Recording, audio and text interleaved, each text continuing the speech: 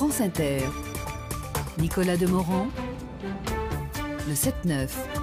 Et l'invité du grand entretien du 7-9 est ce matin écrivain, algérien, journaliste aussi, chroniqueur à l'Écho d'Oran et ici en France à l'hebdomadaire Le Point. Son dernier livre s'intitule Le peintre dévorant la femme. C'est aux éditions Stock dans la collection Ma nuit au musée. Vos questions, on va parler de l'Algérie bien sûr au 01 45 24 7000 sur les réseaux sociaux et l'application France Inter. Kamel Daoud, bonjour. Bonjour. Et merci d'être au micro d'Inter. Ce matin, vous arrivez tout juste de la belle ville d'Oran en Algérie. Aujourd'hui que de nouvelles manifestations sont annoncées un peu partout dans votre pays. Vous publiez dans Le Point, on va partir de là, cette semaine, un reportage magnifique sur les manifestations de la semaine dernière, toujours à Oran. On va parler de politique, on va parler des élections, de la structure du pouvoir algérien, mais restons d'abord dans la rue, où ce qui se manifeste à nouveau, dites-vous dans ce reportage, ce qui se manifeste enfin, c'est le corps algérien, les corps algériens. Ils sont en train de renaître, dites-vous. Décrivez-nous pour commencer ce corps et dites-nous pourquoi c'est cette première image qui s'impose à vous. Écoutez, d'abord, il faut savoir qu'en Algérie, l'accès à l'espace public est très difficile. Pour pouvoir manifester, marcher, organiser quoi que ce soit, il faut une autorisation, il y a une pression policière énorme. Nous n'avons pas accès à l'espace public. Et la première conclusion, la première conséquence de ces marches, c'est l'accès et la réappropriation de l'espace public qui était l'espace du régime. Ça, c'est la première des choses. La deuxième, c'est qu'à partir de l'Occident, ou d'ailleurs, on a toujours cette image qui s'intercale de manifestations en colère face à des policiers qui sont sous tension, alors que là, il s'agit de quelque chose de festif. Moi, ce qui m'avait frappé, la joie, c'est la ce que joie. vous décrivez. Et c'est incroyable de voir cette jeunesse-là, et puis qui a été rejointe par la suite par des familles, par des femmes, par des enfants, exprimer de la joie. Il y avait quelque chose de joyeux, de festif. Il y avait quelque chose qui était de l'ordre de la réappropriation du corps. Nous étions condamnés à ressembler à Bouteflika, c'est-à-dire immobiles, invisibles, muets et reclus dans une pièce. La joie et le rire aussi, Kamel Daoud. Vous citez un certain nombre de slogans où on voit la malice du peuple algérien. Je pense que toute manifestation, quand elle est de cet ordre-là, à cette échelle-là, participe au renouvellement de la langue. Il y a eu des slogans qui sont d'une ingéniosité incroyable. Le plus amusant que j'ai cité dans le reportage du Point, c'est quelqu'un qui a brandi cette banderole qui disait « Oui, oui, vous dit non et non ». Mais il n'y avait pas que ça. Il y avait des expressions, des trouvailles incroyables. Il y avait vraiment du renouvellement. Il y avait des images, il y avait des photos, des caricatures. Il y avait une pensée qui se construisait. Je lisais ce matin, il y a un très beau slogan de quelqu'un qui disait « Le pouvoir veut le renouvellement de l'usure ». Et je trouve ça génial. Qui manifeste, vous l'avez dit, la jeunesse des villes uniquement, ou c'est beaucoup plus varié? Non, je pense que ce qui a déstabilisé le régime actuellement, c'est que les manifestations sont venues de l'intérieur du pays. Vous savez, la cartographie du régime est très simple. Les grandes zones urbaines, ils tolèrent plus ou moins une sorte d'opposition ou une sorte de refus du régime. Mais pour lui, ce qui est acquis, c'est la ruralité. Et l'Algérie est un pays rural. Les manifestations, le refus est venu du territoire acquis, du territoire féodalisé par le régime depuis 62, et c'est là ce qu'il a un peu déstabilisé. La deuxième des choses, c'est qu'il s'agit aussi d'une classe d'âge qui est majoritaire, plus que majoritaire en Algérie, mais qui n'a aucune représentation politique. En Algérie, nous avons affaire à une gérontocratie. Nous avons comme chef d'armée le soldat le plus vieux du monde, le président le plus vieux du monde. Et il s'agit des mêmes postes et de la même gérontocratie un peu partout. Les jeunes n'ont pas de représentativité, n'ont pas de représentation, n'ont pas droit à la parole, ils n'ont même pas droit à la naissance et à l'appropriation de leur propre pays. Kamel Daoud, vous le disiez, le contraste est maximal entre ce corps politique jeune qui est en train de se mettre en mouvement dans les rues et le corps du président Bouteflika, usé par la vie, le pouvoir, la maladie, muré de fait dans le silence. Comment vivez-vous avec cette image qui est tout de même censée aussi vous représenter? C'est ça, un président, c'est quelqu'un qui incarne le pays. Non, il ne me représente absolument pas. Je l'ai dit depuis 20 ans, je le répète, je l'écris. C'est quelqu'un qui représente sa génération, la génération des décolonisateurs qui ne savent pas passer la main, qui ne savent pas créer et concevoir une transition, qui ne savent pas redonner la propriété du pays à ses habitants. Mais il ne me représente absolument pas. Il représente une génération, il représente une caste, il représente un régime, mais pas ma personne. Il suscite quoi comme sentiment aujourd'hui, Bouteflika? Le mépris, la moquerie, ou est-ce qu'il reste quelque chose de l'ordre du respect malgré tout pour service rendu à la nation, à son indépendance? Ou alors peut-être que cette idée des pères fondateurs n'a plus de sens et qu'elle est usée jusqu'à la corde? Pour beaucoup de jeunes, pas pour ma personne, il y avait beaucoup de respect pour Bouteflika en tant que personne. Il y avait parfois aussi de la compassion pour ce à quoi il a été réduit. Mais maintenant, quand les gens protestent contre Bouteflika, ils protestent contre un clan, contre une bande, contre une équipe qui est composée de plusieurs personnes. Ils protestent contre un régime dans l'affiche et le portrait est justement Bouteflika. Il lui reproche aussi de ne pas avoir su se respecter lui-même, c'est-à-dire sortir par la grande porte, sortir avec les honneurs. Nous avons affaire à des pères fondateurs qui ne veulent pas vieillir, qui ne veulent pas avoir d'enfants et qui ne veulent pas mourir. C'est fascinant ça tout de même, hein. C'est très fascinant. Je pense que le seul exemple en Afrique ou un des rares exemples en Afrique d'un décolonisateur, entre guillemets, qui a réussi à avoir des enfants, à ne pas verser dans l'infanticide, c'est Mandela. C'est quelqu'un qui a su concevoir une indépendance, une libération, une révolution sans meurtre, plus ou moins sans sang, sans exclusion, sans racisme, sans hypernationalisme chauvin. Et tout le reste, tous les autres ont fait cette erreur-là de se croire éternel, de se croire propriétaire du pays parce qu'ils l'ont libéré. Il y a une féodalité mystique chez ceux qui se prétendent de la caste des décolonisateurs en chef. Nous avons libéré ce pays, il est à nous, on ne vous fait pas confiance et vous n'êtes rien parce que vous n'avez pas fait cette guerre. Le cadavre et le cadre, c'est quoi? Le cadavre, c'est le corps, en règle générale, soit de Bouteflika, mais aussi du régime et de ce qui se l'entoure. Le cadre, c'est une invention incroyable du régime. Depuis 2012, Bouteflika est représenté et remplacé par une photo. Mais cette mystique caricaturale et horrible de la photo, du cadre, comme l'appelle l'Algérien, elle a pris des tournures surréalistes. On en est arrivé à décorer la photo, à faire des assemblées générales autour de la photo, à se lever en plein défilé de la fête d'indépendance, tout le gouvernement avec le chef d'état-major pour saluer une photo. On est arrivé à offrir des présents et des chevaux à une photo.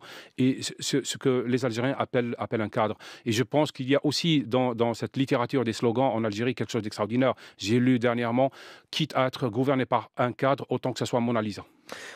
Kamel Daoud, et maintenant? Plan A, plan B ou, comme vous nous le disiez tout à l'heure, plan D, c'est quoi? Alors, dites-nous les différents plans sur la table. Écoutez, c'est ce que disaient les internautes, je ne suis pas l'auteur de cette phrase. Ils disaient, il n'y a pas de plan A, il n'y a pas de plan B pour le régime, il y a un plan D, c'est dégagé. C'est vrai que ce que attendent les Algériens maintenant, c'est une chute du régime, mais pas une chute uniquement de la présidence. Le slogan le plus répété en Algérie actuellement, c'est FLN dégage. Les gens ne veulent plus de cette monopolisation, de cet hold-up de leur mémoire. Le FLN appartient à tout le monde. C'est une icône d'une histoire de décolonisation prestigieuse, mais qui est devenue maintenant un gang. Un véritable gang qui ne sert qu'à avoir des postes, qu'à se faire élire et qu'à verrouiller et immobiliser la société. Les gens veulent la fin d'une époque et le début d'une autre. Bouteflika ou son entourage a mis en garde le peuple algérien hier contre la perspective du chaos, contre des infiltrations intérieures ou extérieures au mouvement qui sèmeraient la discorde. Il en a appelé journée des droits des femmes oblige, j'imagine, aux mères algériennes en disant faites attention à vos fils. Est-ce que ces mots, tous ces mots-là que je viens de citer, ont un sens particulier, des connotations précises dans le discours politique algérien, ou c'est la rhétorique classique des pouvoirs aux abois? Non, je pense qu'il faut les interpréter pour ce qu'elles sont. Ce sont des menaces claires. C'est-à-dire le régime a toujours su opérer sur deux traumatismes. La guerre d'indépendance, c'est-à-dire l'époque coloniale. Si vous bougez, c'est le retour de la France comme en Libye, ou le retour de l'Occident comme d'autres pays. Si vous bougez, c'est le deuxième argument, la guerre civile. Donc c'est soit nous, soit le chaos. Et cette équation, elle a beaucoup pesé sur les consciences de ma génération. Moi, je culpabilise quelque part quand je vois cette génération qui suit la mienne, qui a su faire ce que nous n'avons pas su faire parce que nous étions trop marqués par la guerre civile. Et le régime est coincé dans cet argumentaire qui n'opère plus sur ces jeunes. Celui qui a 20 ans aujourd'hui est né justement en 90. Donc, il ne se souvient pas et n'est pas mobilisable par cette peur-là. Donc, le régime essaie de jouer sur l'idée du chaos, mais pour le moment, comme le disent beaucoup de manifestants, le chaos, c'est le régime qui l'incarne. L'ordre, l'esthétique de la manifestation, la politesse, le sens écologique, le respect des autres, c'est les manifestants qui l'ont. La politesse, vous dites? Exactement. J'ai trouvé ça extraordinaire de voir pour une fois en Algérie, les femmes, les enfants, des jeunes filles, des jeunes hommes, des vieilles personnes manifester en même temps. Je n'ai pas vu un seul cas de harcèlement. Je n'ai pas vu une vitre brisée. Je n'ai pas vu quelque chose qui a été une insulte vis-à-vis des policiers. Il y a quelque chose de l'ordre de la fierté retrouvée après des décennies d'indignité qui nous a été imposée. Les policiers, justement, Kamel Daoud, restent légitimistes? Nous avons une culture en Algérie d'un État centralisateur comme en France, très jacobin, c'est Alger qui gouverne, et je pense que la police, autant que l'armée, reste très disciplinée. Et c'est tant mieux, parce que sinon ça va être le chaos. Mais j'ai cette conviction, cette intuition que s'il faut passer à la répression, les gens ne suivront pas. Ne suivons pas parce que je le sens, j'ai discuté avec des gens, j'ai discuté avec des policiers à titre amical, les gens savent très bien où est la légitimité, ils savent très bien où est le sens du droit et où est maintenant placé le discours le plus vrai et le plus sincère. Kamel Daoud, la présidentielle peut-elle avoir une fonction, une utilité quelconque dans ce contexte? Écoutez, je me posais la question il y a quelque temps dans une chronique dans Le Point. Qu'est-ce qu'un président maintenant? Est-ce qu'on en a besoin? Je peux me poser la question pour l'Italie, pour la France, pour les États-Unis, mais aussi pour l'Algérie. Nous sommes, je pense, et c'est mon interprétation qui peut être un peu très théorique, dans une période de rupture. L'invention de l'imprimerie a changé le politique, a changé le social, a changé le religieux.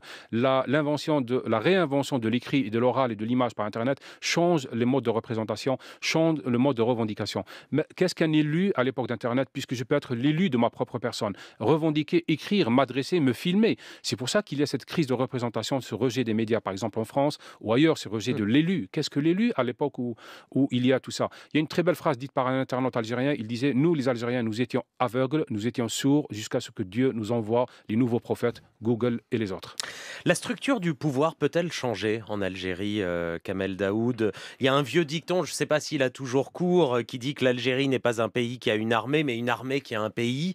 Est-ce que c'est encore vrai et est-ce que le cœur du problème peut évoluer? Non, je ne pense pas que le cœur du pouvoir en Algérie soit militaire maintenant. Vous savez, Bouteflika est arrivé avec une idée qui est à la fois une idée bonne et monstrueuse. Il voulait un petit peu repousser l'armée vers les casernes, remettre un peu le pouvoir aux civils et l'incarner en même temps. Mais tout ce qu'il a fait, c'est un fiasco. Parce qu'à la fin, maintenant, à la fin de sa vie, il dépend d'un militaire, il dépend du chef d'état-major. C'est lui qui peut et qui doit arbitrer la transition. Ça, c'est la première des choses. Bouteflika, c'est aussi des décennies où ce sont des oligarques qui tiennent le régime. C'est une oligarchie, c'est ça le mot. Plus qu'un pouvoir militaire. Exactement. Nous avons vu des généraux en Algérie mis en prison, humiliés, arrêtés, traînés devant les tribunaux juste pour marquer le coup. Mais le pouvoir n'est pas exactement militaire. Il y a eu trop d'argent pour que ça soit uniquement militaire. C'est une sorte de galaxie qui mêle à la fois, disons, les liens familiaux, les liens de sang, les liens de fidélité et surtout les liens de corruption et les liens d'argent. Donc c'est un pouvoir assez complexe qui s'apparente plus à une régence et à la culture de la régence plutôt qu'un pouvoir centralisateur. Mais est-ce que la coulisse saura s'adapter à tout pour garder le pouvoir? Ils ne peuvent pas garder le pouvoir. C'est une réalité démographique. Ils ne peuvent pas continuer. Les Algériens disaient par désespoir il y a quelques décennies que la solution sera biologique en Algérie.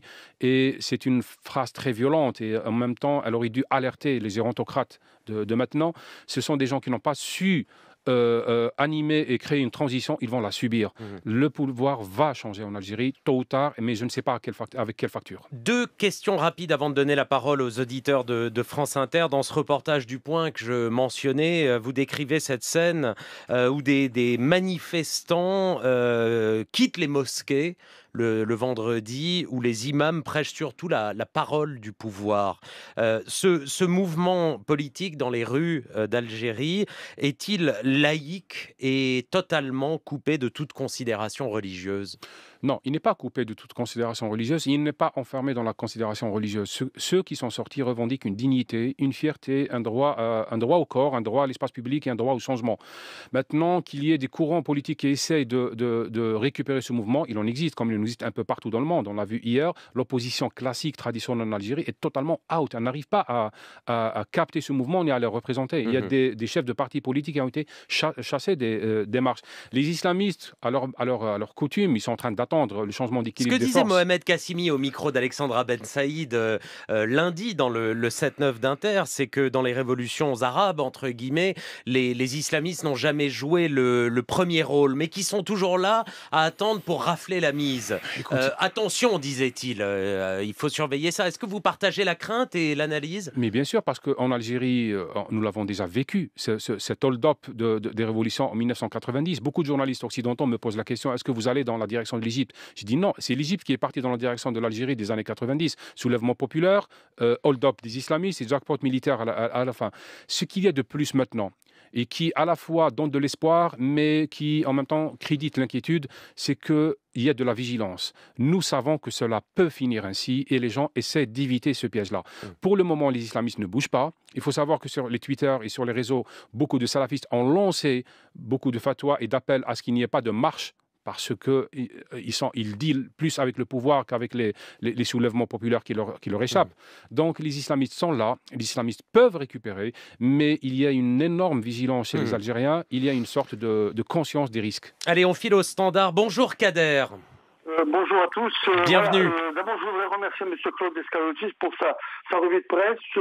C'est pas de la poésie, mais c'est presque un petit cadeau parce que même les nouvelles les plus dures à avaler, on arrive à les décliner. On va lui transmettre, Kader. Ok. Bon, alors moi, il y a une chose. Il faut savoir quand même qu'on est dans un pays où les gens sont à l'heure à la prière pour pouvoir être en retard au travail. On oublie de dire qu'ils achètent la paix sociale, mais tout le monde attend après le pétrole. Alors maintenant, quel est le projet de société? Est-ce que ça va pas finir comme le Nada en Tunisie, ou bien comme en Égypte, ou plutôt comme les Gilets jaunes, ça finit en cul-de-sac? Alors quel est le projet de société? Merci Kader pour cette question que je livre à Kamel Daoud. Écoutez, parler de projet de société maintenant, c'est très difficile. Nous avons le projet de liberté, au moins d'assainir et de changer le régime, les règles du jeu politique qui permettent l'émergence de leadership alternatif. Pour le moment, nous avons en face de nous un régime politique qui refuse l'alternative, qui a toujours détruit les possibilités de leadership et d'émergence. On ne peut pas réfléchir et se présenter un projet politique quand on n'a pas accès aux salles, à la rue, aux médias et quand on est des élites dispersées ou obligées à l'exil. Nous avons, pour avoir un projet de société, il faut avoir un cahier sur lequel l'écrire, il faut avoir une table et un stylo et la possibilité de l'écrire. Je n'ai jamais dit qu'il n'y a pas de risque, je n'ai jamais dit que c'est le début d'un espoir qui va se concrétiser par quelque chose de formidable, une utopie. Je dis, je suis à la fois enthousiaste et inquiet, j'ai peur, mais je préfère ce sentiment d'inquiétude, d'inconfort qu'au désespoir qui m'a toujours traversé, que j'ai toujours vécu depuis ma naissance à l'ombre du régime algérien. Il reste une petite musique, c'est ça? Un petit fil sombre chez vous qui se dit attendons de voir quand même? Écoutez, Ou pas? je pense que la lucidité et la vigilance s'imposent et les Algériens dans la rue maintenant sont vigilants. Je n'ai pas envie de contaminer avec mon pessimisme l'espoir de cette génération qui a fait le travail que je n'ai pas eu le courage de faire. On est en ligne avec Michel ou Nicole? Nicole, bonjour. Oui, ouais, bonjour. On vous écoute. Oui, voilà, donc c'est une question d'actualité et pas très originale, mais je voulais juste savoir quelle est la place des femmes dans ce qui se passe actuellement en Algérie. Merci pour cette question d'actualité et très importante. Kamel Daoud vous répond. Écoutez, j'ai écrit il y a des années que lorsque les hommes se rassemblent dans la rue, c'est une émeute, mais lorsqu'ils sont rejoints par les femmes, c'est une révolution. Et c'est ce qui est exactement passé en Algérie. C'est l'accès à l'espace public, à la manifestation et au droit de manifester des femmes. C'est ce qui m'a fait pleurer. C'est ce qui m'a déstabilisé. C'est de voir les femmes qui descendaient des maisons, des balcons avec leurs yo-yo pour réclamer justement cette liberté et ce droit d'avoir un avenir pour leurs enfants. Ce n'est pas gagné, mais rien n'est perdu totalement. C'est une révolution donc? Pour moi, c'est une révolution, mais maintenant, qu'est-ce qu'elle va donner? Est-ce que c'est une révolution douce, une révolution rose ou une répression qui s'annonce? On est en ligne avec Michel maintenant. Bonjour et bienvenue. Oui, bonjour. On vous écoute. Je voudrais dire bonjour à Kamel Daoud et puis à vous-même, à France Inter. Moi, je suis admirative. Vous êtes enthousiaste et inquiet, Kamel Daoud. Moi, je suis admirative et je me dis, c'est pas une question. C'est une simple réflexion que je me fais. Si ça continue comme ça, les Algériens auront donné aux Gilets jaunes français une belle leçon de maturité, de patriotisme et de civisme. Merci Michel pour cette analyse, cette constatation. Kamel Daoud vous répond.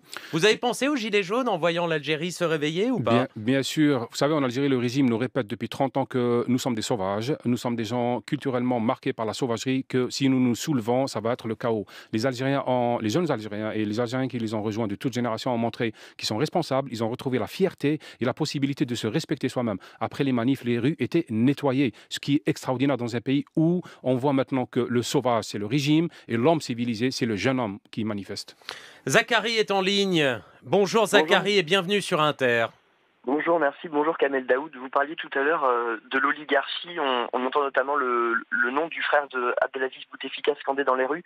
Mais il y a tout un appareil justement autour du président. Il y a notamment son chef d'état-major et un patron, Ali Haddad, qui vit notamment des commandes publiques. Et est-ce que le peuple algérien dans les rues a conscience, reconnaît ces noms-là et ces individus, ou est-ce qu'ils sont encore à l'abri pour l'instant? Merci Zachary pour cette question. Kamel Daoud. Écoutez, nous avons eu 30 ans d'enfermement qui nous ont permis de savoir qui est coupable et qui est innocent. Les Algériens sont très conscients des noms et de la mécanique du régime de Bouteflika, les oligarques, les gens qui bénéficient des commandes publiques, les militaires qui le soutiennent, sa propre famille qui est là pour éviter, pour assurer la régence du pays. Les Algériens sont très très conscients. Il y a un phénomène Internet extraordinaire dans les pays dits arabes, mais surtout en Algérie. Internet, c'est véritablement un outil de prise de conscience actuellement et les informations circulent, les gens sont très conscients de tout cela. Est-ce qu'il y a une figure politique qui aujourd'hui pourrait émerger et être porteuse de ce qui est en train de se passer dans le pays? C'est l'article que j'ai publié aujourd'hui dans El País sur l'absence d'un Suarez en Algérie. C'est que le régime, dans sa mégalomanie, n'a jamais envisagé sa propre chute ou sa propre fin. Et c'est un régime qui a toujours détruit les alternatives et l'émergence de leadership, comme je disais tout à l'heure. Maintenant, il se retrouve lui-même piégé parce qu'il n'a personne avec qui discuter. La force de ce qui se passe en Algérie maintenant, c'est que c'est un mouvement qui n'a pas de tête et le régime est très fort pour décapiter. Il suffit d'avoir une tête pour que le mouvement soit divisé, soit décapité et soit criminalisé par la suite. C'est ce désordre magnifique en couleur qui a à la fois la force et la faiblesse. Maintenant, je pense qu'avec le temps émergeront des leaders qui pourront peut-être négocier une sortie avec le régime. La France reste très prudente, timorée même, selon certains. Est-ce une bonne chose, selon vous? Je pense, oui. Je pense que ce qui se passe en Algérie doit être une affaire algérienne et algéro-algérienne. Nous avons besoin de soutien de tous les Algériens de par le monde. Nous avons besoin du soutien des gens de bonne foi. Mais la position de la France étant ce qu'elle est, toute déclaration un peu qui dépasse la ligne de prudence serait interprétée comme de l'ingérence et dans l'autre sens aussi. Malheureusement, vous, en France, vous avez le mauvais rôle dans le cas ou dans l'autre. Dernière question rapide, Dominique au standard. Bonjour. Oui, bonjour. On vous écoute. Alors, voilà ma question. Nous sommes aujourd'hui le 8 mars, la journée internationale des droits des femmes, de lutte pour les droits des femmes, pardon. Donc, ma question, quand est-ce que ce code infamant de la famille va être enfin aboli en Algérie, ce code qui fait des femmes algériennes des sous-citoyennes? Voilà, merci. Je suis une sœur de cœur, je suis de tout cœur avec elle, et il faut que nous soyons aux côtés des femmes algériennes pour que ce code de la famille soit aboli. Merci, sœur Dominique. Kamel Daoud vous répond. Écoutez, je souscris totalement. C'est un code de la honte, c'est un code infamant. C'est le texte d'une infamie qui dure depuis des décennies. Et je pense qu'on ne pourra pas transformer cet élan en révolution qui dure, en changement, si on ne transforme pas le statut de la femme. On ne peut pas avancer si la moitié de notre force, la moitié des Algériennes sont en prison, sont enfermées, sont réduites à des statuts de mineurs. Vous êtes heureux, Kamel Daoud? Dernière question. Je suis heureux comme le sont les Algériens. Quand on est heureux, on regarde à gauche, à droite.